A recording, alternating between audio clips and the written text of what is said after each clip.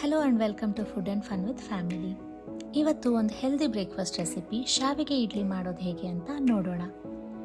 ಮೊದಲಿಗೆ ಪ್ಯಾನ್ನಲ್ಲಿ 2 table spoon oil ಹಾಕಿ ಅದಕ್ಕೆ ಸಾಸಿವೆ, ಜೀರಿಗೆ, ಅರ್ಧ ಸ್ಪೂನಷ್ಟು ಉದ್ದಿನಬೇಳೆ, ಸ್ವಲ್ಪ ಕಲರ್ ಚೇಂಜ್ ಆಗುವವರೆಗೂ ಬಾಡಿಸ್ಕೋಬೇಕು. ಇದಕ್ಕೆ ಹೆಚ್ಚಿಟ್ಕೊಂಡಿರೋ ಕರಿಬೇವು, ತುರಿದಿರೋ ಶುಂಠಿ ಸೇರಿಸಿ, ನೀವು ಬೇಕಿದ್ರೆ ಖಾರಕ್ಕೆ ಹಸಿರು ಮೆಣಸಿನ್ಕಾಯಿ ಕೂಡ ಸೇರಿಸ್ಕೊಳ್ಬೋದು. ಆನಂತರ 1/4 ಕಪ್ ಮೀಡಿಯಂ ರವೆ ಹಾಕಿ ಚೆನ್ನಾಗಿ ಬಾಡಿಸ್ಕೊಳ್ಬೇಕು. ಇಲ್ಲಿ ನಾನು ಆಲ್ರೆಡಿ ರೋಸ್ಟೆಡ್ ಶಾವಿಗೆನ ಯೂಸ್ ಮಾಡ್ತಾ ಇದ್ದೀನಿ. ನೀವು ಶಾವಿಗೆ ರೋಸ್ಟ್ ಮಾಡೋಕ್ಕೆ ಸಪ್ರೇಟಾಗಿ 1 ಟೇಬಲ್ ಸ್ಪೂನ್ ಎಣ್ಣೆ ಹಾಕಿ 1 ಕಪ್ ಶಾವಿಗೆನ ಗೋಲ್ಡನ್ ಬ್ರೌನ್ ಬರೋವರೆಗೂ ರೋಸ್ಟ್ ಮಾಡ್ಕೊಳ್ಳಿ. ಶಾವಿಗೆ ಮೋರ್ ನ್ಯೂಟ್ರಿಷಿಯಸ್ ಆಗಿ ಇರಲಿ ಅಂತ ನಾನು 1 ಟೇಬಲ್ ಸ್ಪೂನ್ ರೋಸ್ಟೆಡ್ ಗ್ರೌಂಡ್ನಟ್ ಪೌಡರ್ನ ಹಾಕಿದ್ದೀನಿ. ಕಡಲೆಕಾಯಿ ಬೀಜ good source of energy, so ಬೆಳೆಯೋ ಮಕ್ಕಳಿಗೆ ಇದು ತುಂಬ ಇಂಪಾರ್ಟೆಂಟ್. ನೀವು ಕಡಲೆಕಾಯಿ ಬೀಜನ ಹುರಿದು ಸಿಪ್ಪೆ ತೆಗೆದು ಪುಡಿ ಮಾಡಿ ಇಟ್ಕೊಬೋದು. ರವೆ ಬಾಡಿದ ಮೇಲೆ ಅದಕ್ಕೆ 1 ಕಪ್ ಶಾವಿಗೆ ಹಾಕಿ ಮಿಕ್ಸ್ ಮಾಡ್ತಾ ಇದ್ದೀನಿ. ಎಲ್ಲ ರೋಸ್ಟ್ ಆದಮೇಲೆ ಒಂದು ಕಂಟೈನರ್ಗೆ ಹಾಕಿ ಆರೋದಕ್ಕೆ ಬಿಡಬೇಕು.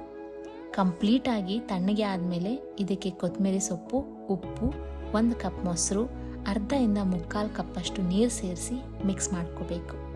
20ರಿಂದ 30 ನಿಮಿಷ ನೆನೆಯೋಕ್ಕೆ ಬಿಡಿ. ನೀರು ನೀವು ಕನ್ಸಿಸ್ಟೆನ್ಸಿ ನೋಡಿಕೊಂಡು 1-2 ಸ್ಪೂನ್ ಹೆಚ್ಚು ಕಮ್ಮಿ ಮಾಡ್ಕೋಬೋದು.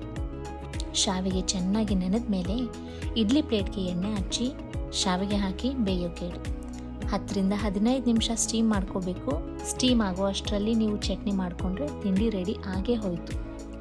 ಲಿಡ್ ಓಪನ್ ಮಾಡಿದ ಮೇಲೆ ಶಾವಿಗೆನ ಕೈಯಲ್ಲಿ ಮುಟ್ಟಿ ನೋಡಿ. ಕೈಗೆ ಶಾವಿಗೆ ಅಂಟಲಿಲ್ಲ ಅಂದರೆ ಕಂಪ್ಲೀಟಾಗಿ ಕುಕ್ ಆಗಿದೆ ಅಂತ. ಬಿಸಿನಲ್ಲಿ ಕೆಲವೊಮ್ಮೆ ಶಾವಿಗೆ ನೀಟಾಗಿ ತೆಗಿಯೋಕ್ಕೆ ಬರೋದಿಲ್ಲ. ಫ್ಯೂ ಮಿನಿಟ್ಸ್ ವೆಯ್ಟ್ ಮಾಡಿ ಈಸಿಯಾಗಿ ಪ್ಲೇಟಿಂದ ಇಡ್ಲಿ ತೆಗಿಬೋದು. ಯೂಶ್ವಲ್ ಆಗಿ ಶಾವಿಗೆ ಉಪ್ಪಿಟ್ಟು ಮಾಡ್ತಾನೆ ಇರ್ತೀವಿ, ಆದರೆ ಈ ರೀತಿ ಒಂದ್ಸಲ ಶಾವಿಗೆ ಇಡ್ಲಿ ಮಾಡಿ ನೋಡಿ, ಮಕ್ಕಳು ತುಂಬಾ ಇಷ್ಟಪಟ್ಟು ತಿಂತಾರೆ. ಈ ರೆಸಿಪಿ ಇಷ್ಟ ಆದರೆ ಲೈಕ್ ಮಾಡಿ, ಮತ್ತಷ್ಟು ರೆಸಿಪೀಸ್ಗೆ ಸಬ್ಸ್ಕ್ರೈಬ್ ಮಾಡೋದು ಮರಿಬೇಡಿ.